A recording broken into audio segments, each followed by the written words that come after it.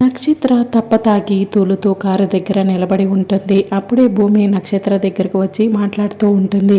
గగన్ భూమిని ఎంత ప్రేమిస్తున్నాడో గగన్ అపూర్వకి చెప్పిన విషయాలన్నిటినీ కూడా నక్షత్ర భూమికి చెప్పేసి ఉంటుంది. ఆ మాటలు విన్న భూమి, అంటే గగన్ గారు నిజంగా ప్రేమిస్తున్నారా నక్షత్ర? నువ్వు చెప్తున్నదంతా కూడా నిజమేనా నక్షత్ర అని భూమి ఆనంద బాష్పాలు కారుస్తూ అడుగుతూ ఉంటుంది. అవునే, నిజంగానే చెప్తున్నాను. తాగి ఎవరైనా అబద్ధాలు చెప్తారా? లేదు కదా. కావాలంటే మమ్మీని అడుగు. మమ్మీ ఇగుతో ప్రెస్టేషన్తో అబద్ధాలు చెప్తుందని నువ్వు అనుకున్నావనుకో, వెళ్ళి గోరింటాకును అడుగు, నీకు నిజం తెలుస్తుంది. బావ పేరు గగన్. గగన్ అంటే ఆకాశం. గగన్ బావ నిన్ను ఆకాశమంతా నిన్ను ప్రేమిస్తున్నాడు. గగన్ బావ తన పేరుకు తగ్గట్లే నిన్ను ఆకాశమంతా ప్రేమిస్తున్నాడు. అసలు నువ్వు ఏం అదృష్టం చేసుకున్నావో ఏంటో, గగన్ బావ నిన్ను అంతలా ప్రేమిస్తున్నాడు. బావ నిన్ను ఆకాశం అంత ప్రేమిస్తున్నాడు.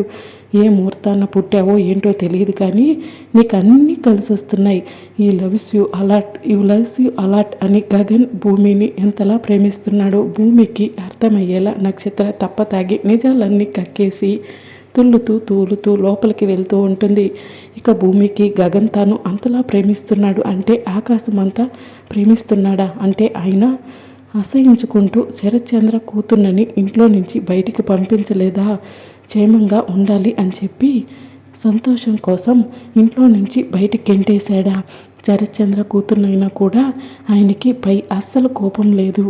నాన్నకు తెలియకుండా పెళ్లి చేసుకుంటే నాన్న కోమా నుండి బయటకు వచ్చిన తర్వాత బాధపడతానని చెప్పి గగన్ గారు అలా అసహించుకుని బయటకు పంపించినట్లు నటించారా?